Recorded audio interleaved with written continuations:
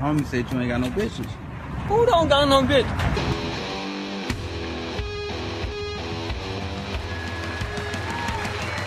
From the world-famous Blackbird Studios, it's the Rave X Podcast. And now, Rave X. Well, Happy New Year to you, man. Your boy Rave X is back with a brand new podcast in 2019. The first of the year, man. Episode 40. Oh, yeah, baby. We made it to 40. A little show I like to call Two Girls, One Rave. Hold on. Are we going with that title? All right, we're going to go with that title. Two Girls, One Rave, episode 40, the first podcast of 2019. Let's dive in. You know, it's every guy's dream to be dating two girls at one time. You always hear guys talk about this, right? Guys want to bang as many women as physically possible. And a little while ago, I had that opportunity. And let me tell you something, man.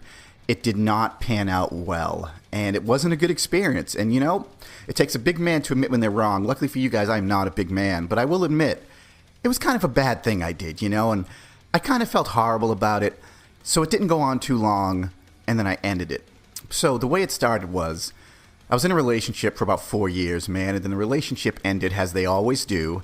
And, you know, I was feeling kind of low, feeling kind of bad, you know? And I was like, oh, man, I'm probably never going to date again or whatever.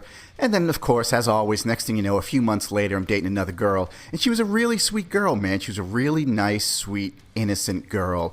Let's just call her Amy. And I met Amy where I was working at. We kind of hit it off. A friend of mine's actually worked in her store, so we kind of got introduced. And, you know, one day he told me, hey, man, Amy likes you. And I was like, oh, cool. I wasn't even really looking, but sure, why not? So we start talking. I find out she's a Red Sox fan, so now I have an in, right? A buddy of mine did some recon for me, and I knew what she was into. So I said to her, you know, you want to hang out, watch the game, have a few beers, get some food? And she said, yeah. So we start hanging out. Next thing you know, we're dating. And it was really nice. It was really wholesome and really sweet. And, you know, she really liked me, man. And as I tell you this story, it kind of breaks my heart, and I feel really horrible about it, you know. But let's just say I wasn't the man I wanted to be back then. But at least I'm the man I am now. So her and I are dating, and it's going on. And after about 3 or 4 months, maybe, I start to realize, wow, this was kind of a rebound, and I'm not really into this girl as much as I would have hoped I was, you know. And a friend of mine, we all hung out on our birthday, and a friend of mine was pointing out to me that I think you see a lot of your ex-girlfriend in this new girl, Amy, and I think that's what's going on, but I don't think you're really into her, bro. And of course I did what everyone does. Oh, come on, you don't know. Who are you to tell me? You don't know what's going on. But then I thought about it, and I realized, wow, he is telling the truth, you know. I'm not as into her as I would hope to be. And yeah, there was a little bit of my ex-girlfriend sort of in this current girlfriend. So for me, it was like a redo, right? Like I get to do it over again. And a lot of people think that way with relationships, and they don't even know it, right? Like if you dated a girl and she was into cars and stuff, and that's your thing, you're into cars, and that relationship goes horrible. The next girl you meet who mentions, you know, her favorite car is a Mustang or a Chevy, you immediately dive on that because, you know, you still have some residual love for the last girlfriend. And that's what was sort of going on here. So even though she was nice and sweet, I was looking for something with a bit more adventure, you know what I mean? I wanted some action, something that made me go like, wow, you know? And every time you date someone, if you're not feeling like, oh my God, this is amazing, you know, maybe it's not going to last or it's not the best relationship. Not to say that they can't. I know a lot of people who married people just because they didn't want to be alone. And that was never really my bag, baby. So I meet another girl through another friend, you know, a former bandmate, introduced me to this girl. And she was a lot younger than me, man. And, I mean, she was legal, guys, don't get me wrong. She was totally street legal. And her and I hit it off, and she was adventurous, you know. She liked to go bike riding. She liked to do all these things. She played a little bit of guitar. And it was really, you know, the type of relationship that I did want to be in. Unfortunately, I had this sweet, innocent girl, Amy, who I was dating. Now, I didn't want anything to happen, right? I thought I could hold it together. But the flesh is strong and our minds are weak, baby. Let me tell you that right off the bat. I got no shame in my game telling you that. So I invited over to my house for a guitar lesson. And honestly, I planned on just having a straight up guitar lesson. Next thing I know, we're doing shots of vodka. We're hanging out, smoking. We're running around my apartment, chasing each other and stuff. And I had taken a bracelet from her, just, like boys do, And she corners me in my room. And she's saying, give me the bracelet, give me the bracelet. Next thing I know, man, she's right up in my face. We start making out. And then we get it on that night. And it was just one of these things that happened quick. I wasn't even thinking about my girlfriend. When it was over, I felt great because I was with this adventurous, pretty, beautiful young girl. Let's call her Ashley. And all of a sudden, she, gets up her things and leaves. I don't know where we stand, but hey, we had fun, right? The second she leaves, man, reality starts to set in. I start thinking about Amy, and I'm like, damn, Rave X, you done fucked up, brother. So the next day I see Amy, and I just feel guilty, right? But I'm trying to pull it off, and everything's going okay. We hang out, and then me and Amy get it on, and I'm like, oh, God, this is, every man's dream, which was actually a nightmare, because I felt guilty, man, So for the next, I'd say month and a half, I'm dating two girls, kind of, right? I'm hanging out with Ashley, and it's crazy, and it's adventurous, and we're going out to bars, and we're making out in the alley, and, we're doing all these really cool, adventurous things, going for, like, midnight bike rides into Malden for no reason, hanging out by the river, doing shots of apple vodka, which was her favorite. And then, I'd hang out with my official girlfriend, Amy, and it was very sweet, loving, hold hands, let's watch the game, let's cuddle, I love you. And just the sort of dichotomy between the two things was really, it was far polar opposites, man, One was sweet and innocent. The other one was a bad girl who liked to be smacked and have her hair pulled. So it was kind of crazy for me, you know what I mean? And I remember one day, I'm hanging out with Amy, and everything's going good. And she reaches over and she takes my hand. She tells me how much she cares about me. And I just feel like a horrible, horrible human being at this point, to be honest with you. And she gives me a hug and a kiss on the cheek. And we're sitting on my futon. And I look down on my futon that had a white sheet over it. And there's this long black hair. Now, Amy was redhead, medium-length red hair. Ashley had really long black hair. And I'm looking down and I see this long black hair and my heart... my heart starts beating, right? I can feel my heart. I look down, I can see my heart, beating out of my chest, And I reach over and I grab the hair and kind of ball it up. And I go, okay, I'm going to hit the bathroom. And I go and I flush it down the toilet. So she leaves.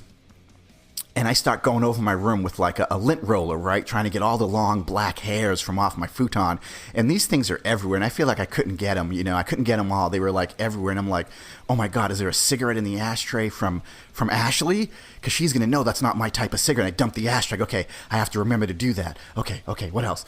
Oh my God, did Ashley leave her bra here? Okay, let me put that away. And it just kind of became like that story, The Telltale Heart, where the guy kills someone and buries someone under his floorboards. And every time someone comes to the house, he thinks they can hear that guy's heart. So he tries to clean his fingerprints off, but he keeps seeing the guy's fingerprints everywhere, and he thinks people are going to know. It was just like that, except I didn't kill someone. I didn't murder anyone. Murdered that pussy twice on Sunday, I'll tell you that much right now.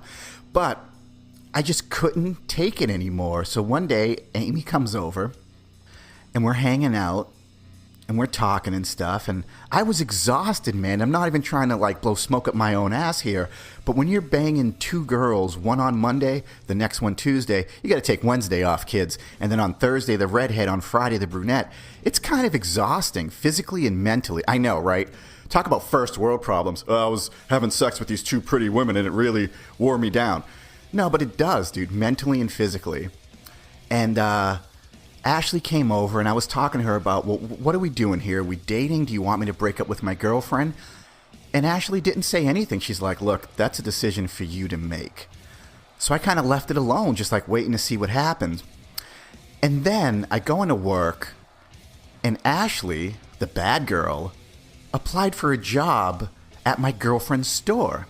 It was the craziest thing in the world. I mean, it was a big shopping mall.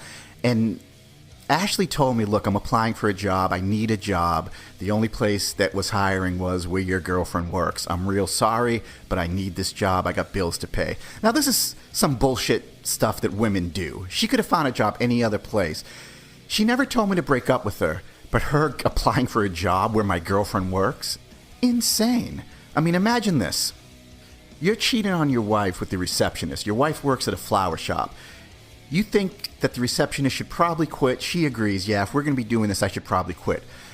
She finds the flower shop your wife works at and applies for a job there. You telling me that's a coincidence? Man. That ain't no coincidence. That's how women are. They're kind of horrible people, says the guy who was having an affair. I know, I'm a hypocrite. I get it. You're a bad man. You're a very bad man. So I'm walking through the mall where I work, and I look up at my girlfriend's store, which was on the 3rd floor, and she'd often hang out by the railing and wave hi to me when I walked by. I'd stop up there sometime. We'd have a smoke break. I look up, and I see Ashley and Amy leaning over the railing, and they're both looking at me, and they both wave to me. Now, my girlfriend waves to me and blows me a kiss. Ashley winks and kind of gives me a little wave, and it was the most uncomfortable, awkward thing that I think I've ever been part of, man. And at that point, I made a decision. I have to do something. This is insane. This is absolutely insane. So my girlfriend comes over later that night, and we hang out. I wasn't really in a mood, man. I didn't want to fool around with her or be physical with her, especially when I knew I was going to be breaking up with her pretty soon. So eventually we wake up in the morning, and I'm exhausted, man. I just want to sleep. She wants to get up and go get coffee and do things that girls want to do and stuff. And I'm just like, sweetie, let me just sleep a little bit more. And really, I was just killing time because I knew I had to break up with her. Finally, I wake up and I'm like, look, we have to talk. And I sat up and I rolled myself a smoke and I said, we have to break up. And she looked at me and she's like, why? What? I don't understand why. And I'm like, look, man, it's not you, it's me. Here's the thing, kids. I was lying to her because I didn't want to hurt her feelings. But, the best lies, if there is a such thing as a best lie, it's the lies that are rooted in reality. So I didn't tell her I'm cheating on you with a more adventurous, hotter, younger girl. I said, well, I was in this 4-year relationship, man, and this was kind of a rebound for me. I'm sorry, I shouldn't have done it. And of course, she starts crying, and man, the whole thing was horrible. Now, I usually don't break up with girls. I just wait till they get sick of me, and then I agree to the terms of the breakup, and I don't call them back because I don't want to hurt anybody, you know what I mean? And, I didn't set out to go find a girl to cheat on her with. Literally, these things do just happen, people. So don't judge me too harshly, or do judge me harshly. I can take it. So I break up with her, man, and she gets her stuff and she leaves and she's in tears and I feel absolutely horrible. And we tried to hang out a couple of times after that, but it really wasn't working, and we just kind of had to stop really talking to each other, which was tough when she works in the same shopping mall as me. But eventually she quit that job and went on to something else. Now, Ashley, the girl who I was having the affair with, I told her one day, I said, look, I broke up with Amy, and so I guess if you want, me and you, I guess, are a couple now. And she's like, all right, sorry to hear that. Amy was a good person. But yeah, let's do our thing. Now, me and her went on to date for about 2 years, and let me say this. I got it, man. I got it bad, because when me and her broke up, it was horrible. Now, that's a whole nother story, man. It turns out the whole relationship, she was kind of lying to me, and she was kind of a slutty little trollop of a woman, and I don't know how much more I want to get into that, man, but there were a lot of people who had stories about her doing some slutty, trampy shit, and she always told me, no, that's not me, they're just making that up. When we broke up, she told me this. You listening, kids? It was all true. Wow. And it nearly destroyed me, man, because I went to bat for her and defended her, and I actually ended up getting people fired for her. And, payback was a bitch, karma, and I got it, and it nearly destroyed me, man, mentally, physically, emotionally, and I couldn't date for another 1.5 years after that. So it wasn't all wine and roses, kids, when I had 2 girlfriends, Be careful what you wish for, because it just might come true. Anyway, that's going to wrap it up for me. My name's Rave X, episode 40, 2 Girls, 1 Rave, the first show of 2019 with more to come.